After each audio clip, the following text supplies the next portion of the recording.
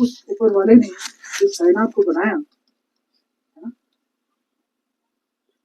तो उसने ना हिंदू बनाया ना मुसलमान, ना उसने हिंदुस्तान बनाया ना पाकिस्तान बनाया, उसने तो सिर्फ इंसान बनाया, है ना। और अगर आज हम उसको इबादत करने के तरीके से अपने आप को एक दूसरे से अलग समझते बैठ करें, तो ये कहाँ की समझ है। जय हिंद। यहाँ उपस्थित कमांडर 93 ब्रिगेड डीसी साहब और मेरे प्यारे भाइयों और बहनों, देवियों और सज्जनों, और सबसे ज्यादा मेरे प्यारे बच्चों जो यहाँ पे मीडिया के मेरे दोस्तों, मेरे बहादुर अफसर्स, जेसीओस और जवान, ये एक मेरे लिए एक बहुत नाज का दिन है। देखिए, हम जिंदगी में बड़ी जगह में जाके उद्घाटन करते हैं, कहीं रास्ते के लिए छुट्टियां काटते हैं, कहीं कुछ, लेकिन पहली बार मैंने मेरी जिंदगी में एक झंडा, हमारे देश के झंडा का, देश का उद्घाटन किया है। और सही मायने में सबसे बड़ा इबादत पूजा ये है, जब हम सब मिलके ये मानते हैं कि ये हमारा देश, ये हमारे उसूल है, ये देश का ये झंडा जो है, जो खड़ा होगा, ये एक सिर्फ एक भूखंड, एक जमीन का हिस्से का को दर्शाता नहीं है, ये एक हमारी सभ्यता, 5000 साल से भी पुरानी सभ्यता, जो यहाँ के लोग, और यहाँ के लोग कश्मीर से लेकर कन्याकुमारी तक, सौराष्ट्र से लेकर अरुणाचल तक, हम सब एक हैं। हम पे बहुत आपदाएं आई हैं, लेकिन सारे, आप देखिए यूरोप में सारे जगह पे देश टुकड़े हो गए, लेकिन ये एक है देश, ये एक देश नहीं, ये एक लोगों की गठन है, एक संगठन है। इन्होंने बोला कि नहीं, हम फिर भी साथ, क्योंकि मैंने कुछ दिन पहले ये भी कहा था कि जब उस ऊपर वाले ने इस कायनात को बनाया, है ना, तो उसने ना हिंदू बनाया ना मुसलमान, ना उसने हिंदुस्तान बनाया ना पाकिस्तान बनाया, उसने तो सिर्फ इंसान बनाया, है ना। और अगर आज हम उसको इबादत करने के तरीके से अपने आप को एक दूसरे से अलग समझते बैठ करें, तो ये कहाँ की समझ है। इंसान है हम पहले, और सबसे बड़ा लड़ाई हमारे पास ये है कि आज हम उस परवरदिगार को ये बताएं कि आज हम इंसान बन पाए कि नहीं बन पाए। और ये जो 105 फीट ऊंचा झंडा जो हमारे सामने आज इसकी नींव रखी गई है, ये उस सोच को दर्शाता है कि हम बुद्धि हैं, उंगलियां अलग अलग होती। मैं घर में चावल खाता हूँ, कोई घर में रोटी खाता हूँ, मैं अपने परवरदिगार को राम बोलता हूँ,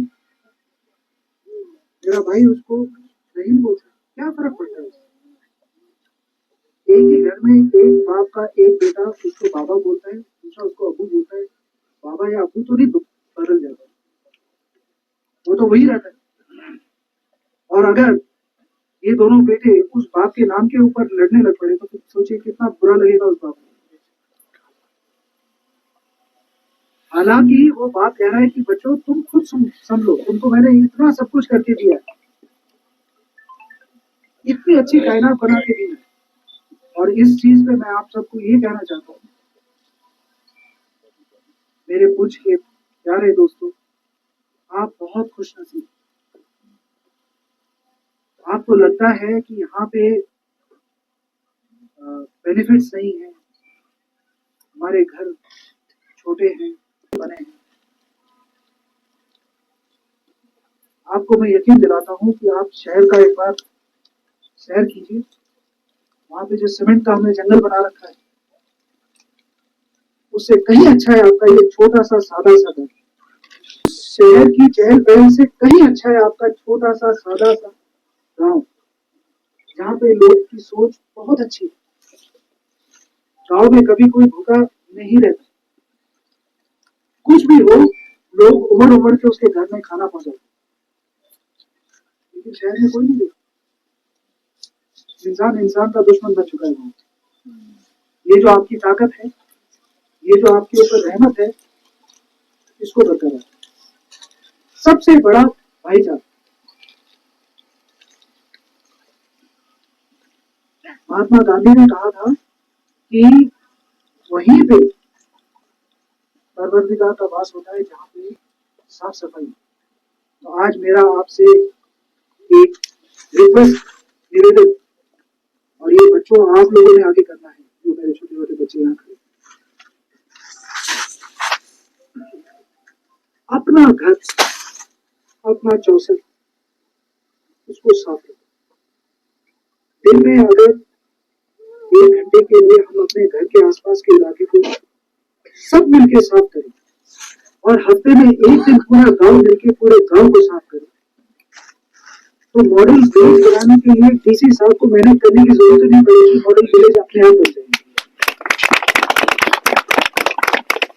अगर हमारे गांव साफ हो, गांव के रास्ते साफ हो, गांव के आसपास हरियाली हो, ठीक है, तो पैसा सब कुछ नहीं, 3 वक्त की रोटी मिल जाती है ना, एक ईमानदारी का बना हुआ एक छत मिल जाता है, बच्चे पढ़ लिख के कुछ कर लेते, बहुत। मेरे को किसी ने बड़ा सही कहा था एक जमाने में कि ये जो दुनिया है, हम कोई कहते हैं स्वर्ग, नरक, जन्नत, जहन्नुम, कोई बादलों के ऊपर नहीं, सब यही 4 चीजें जरूरत होती है। पहला सुख है सुंदर काया। सुंदर काया का मतलब ये नहीं कि हम अमिताभ बच्चन या फिर हेमा मालिनी जैसे देखें। सुंदर काया का मतलब स्वस्थ बॉडी, हेल्दी बॉडी। दूसरा सुख घर में माए। अगर आपके घर में प्यार है, घर के बाशिंदों के बीच में प्यार है, एक दूसरे से लगाव है, ये दूसरा सुख। तीसरा सुख विश्वास अपान, मतलब अगर आपके कुटुंब में, आपके गांव में एक दूसरे के लिए भाईचारा है, उससे बड़ा कोई सुख नहीं। चौथा सुख, अगर इन तीनों सुख के होते हुए आपने अपने बच्चों को अच्छे संस्कार दिए, तो वो बच्चे जो है वो आज्ञाकारी बनेंगे, सूद आज्ञाकारी। चौथा सुख, जिसके पास ये 4 सुख है उसके लिए जन्नत तो यहाँ पे, और कहीं जाने की जरूरत है उसे। तो इस धरती को जन्नत बनाना है, और ये 4 सुख लाने के लिए हमें खुद हमारे पास जो है उसके साथ मेहनत करनी। बाहर से कोई आएगा यहाँ पे अस्पताल लगाएगा, बाहर से कोई आएगा यहाँ पे स्कूल लगाएगा, कोई जरूरत नहीं। अपने आप कीजिए, अपने आप पहले गांव को मॉडल विलेज बनाइए, देखिए सब दौड़े आएंगे आपके पास। अगर आपका इलाका साफ सफा हो, हरा भरा हो, फूल खिल रहे हो, यहाँ पे कॉटन इंडस्ट्री चल रही हो, अपने आप सब कुछ अपने आप आएगा, आपको किसी के पास जाने की जरूरत नहीं। सबसे जरूरी चीज है यहाँ पे शांति, और जिसके पास यहाँ पे शांति है उसको किसी चीज की जरूरत नहीं। सरकार कितना कर रही है? सरकार है कौन? हम सरकार। अगर आप समझते हैं कि जब तक डीसी साहब आके नहीं करेंगे, या आर्मी आके नहीं करेगी, या पुलिस आके नहीं करेगी, आप बताइए एक गांव में चोरी हो सकता है, कुछ खराब हो सकता है, अगर गांव वाले सब मिलकर ये सोचे कि हम नहीं होने देंगे, हम किसी औरत पे जुल्म नहीं होने देंगे, हम किसी गांव में चोरी होने नहीं देंगे, किसी के खेत खलिहान को लूटने नहीं देंगे, किसी का जमीन को कोई किसी को हड़प नहीं देंगे, अगर गांव मिलकर ये डिसाइड कर ले, तो वहां पे पुलिस की क्या जरूरत है, आप बताइए। तो हमें हर चीज का जो इलाज है, बाहर से आके कोई हमारे को इलाज दे, इसका इंतजार नहीं करना चाहिए। हर चीज का इलाज हमारे पास है, हमारे छोटे से गांव में, और वो गांव अपने पैर पे खड़ा हो जाए, देश तो उड़ेगा उसके। तो इसलिए मैं आप सबसे गुजारिश करता हूँ कि इस चीज पे पहल करें, अपने गांव को साफ रखें, अपने गांव को स्वच्छ रखें, और हमारी माएं, बहनें, बच्चों, इनका ख्याल रखें। क्योंकि एक चीज याद रखें, छोटा सा जो बच्चा होता है, उसका सबसे पहला टीचर, उसका सबसे पहला गुरु उसकी माँ होती है। तो हमेशा औरत को रब का जगह दीजिए, क्योंकि वो नहीं होती तो हम नहीं होते। उसी ने जन के हमको इस दुनिया में लाया है, उसे हमेशा इज्जत दीजिए। जिस घर में औरत को इज्जत दिया जाता है, उस घर से जो बच्चे निकलते हैं वो फिर आसमान को जाते हैं, क्योंकि उसकी माँ ने उसको ऐसे संस्कार दिए।